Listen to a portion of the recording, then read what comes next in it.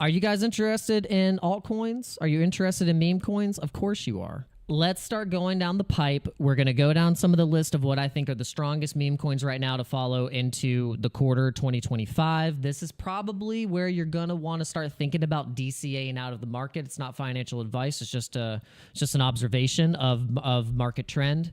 I'm going to tell you guys what I am already invested in and what I would like to accumulate more of for this coming bull run. And one of them for Solana is Ponky. Ponky, just because of the chart alone, the chart looked really bullish. Exchanges really like Ponky. They're very friendly with it, especially the ones I like. You know, crypto.com, shout out to crypto.com, link in the description. They have a really good relationship with Ponky.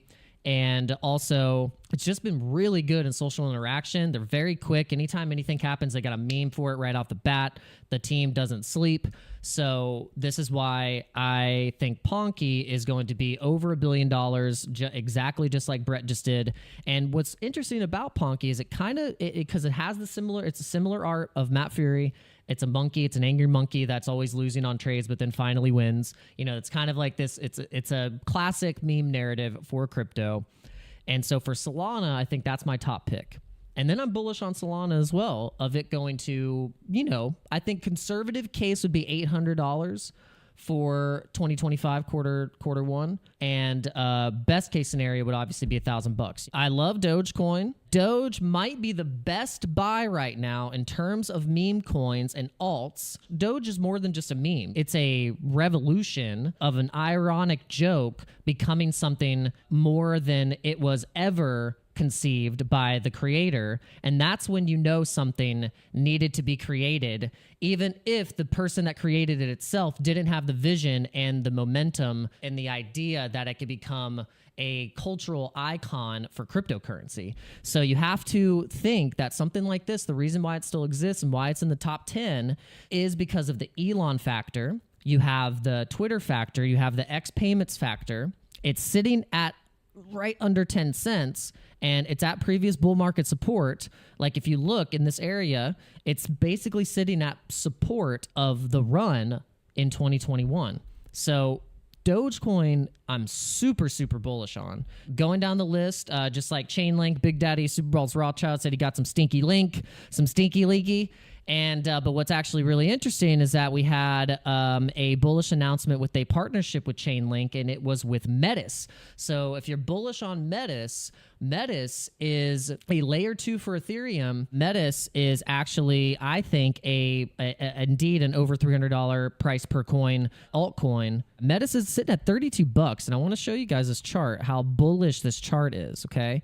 So when it launched, it had a decent launch. I mean, you look at this, great consolidation for a pump of a coin, and then hitting right down and trading right back into support, and then blasting off into another all-time high of $320. And then this was bear market too. Look, 2022, all this crap right here, all this, the price consolidation, and then look, this was all still good trading support, and then this was just nature of the market.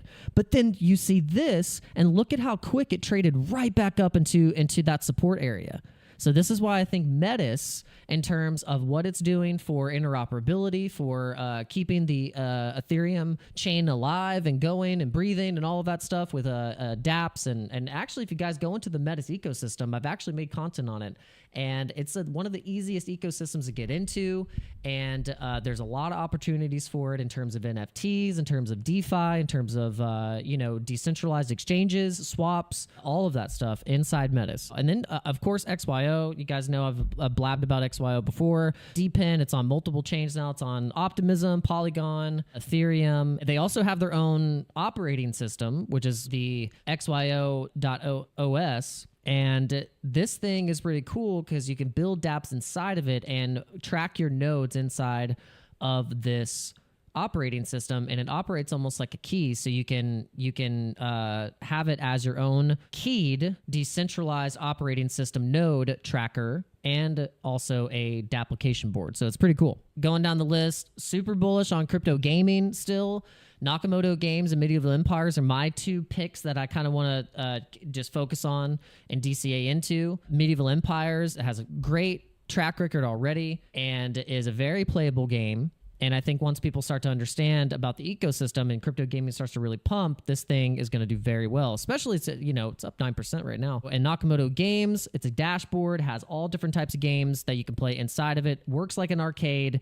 And this is operatable in every single type of scenario inside of Telegram, inside of the web, and also does true transaction through Polygon blockchain. And since it's on Polygon, makes it very easy to do the transactions with minimal fees, which is the whole point. You don't want to have too many high fees. Then going down the Matt Fuhrer narrative, you have Pepe, you have Brett, you have the Chinese Pepe, and this is just the narrative, I think, that was the obvious pick and choice for onboarding people into crypto and having a mascot to follow. It's basically, this is how crypto is starting to work now. The trend on Twitter and also in exchanges, realizing that you have to have a character and something to attach it to because tech isn't enough. Like, it's the classic joke in crypto is like, oh yeah, I care about the tech, but really you're like, no, it's like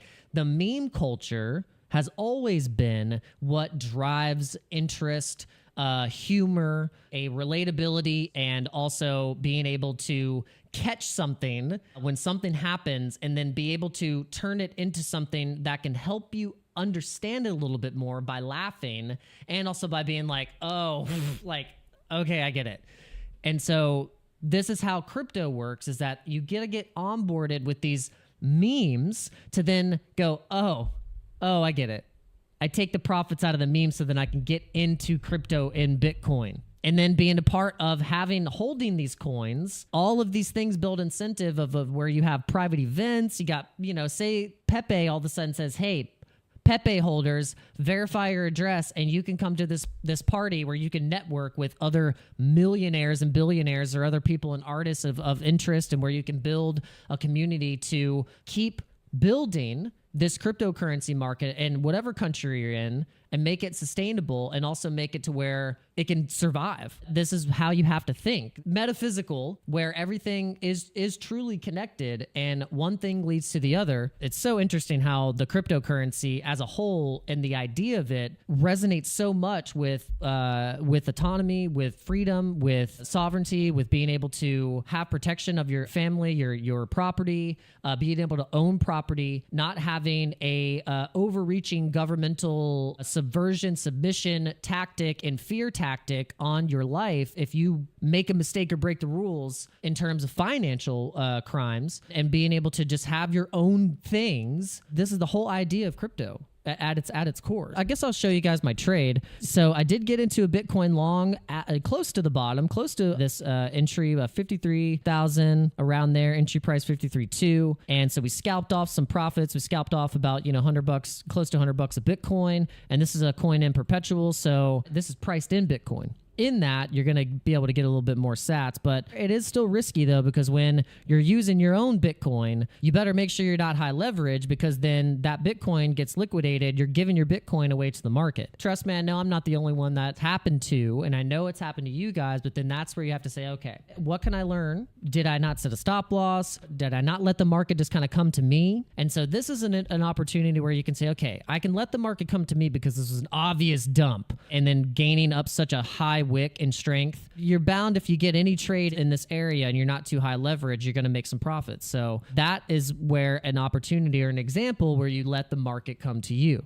We're probably going to try and let this one ride as much as we can, especially since we're forming a descending wedge here. We're actually forming a descending wedge on Bitcoin right now, and we're actually forming this nice bull flag pattern where it matches up with the Bollinger Bands of getting some, and especially since it's a nice regression trend from a top of 62.9, and we could see a nice recovery. If we cross the 20-day moving average, we will push up to $64,000, which is the level that we have marked at the top where we just broke down from.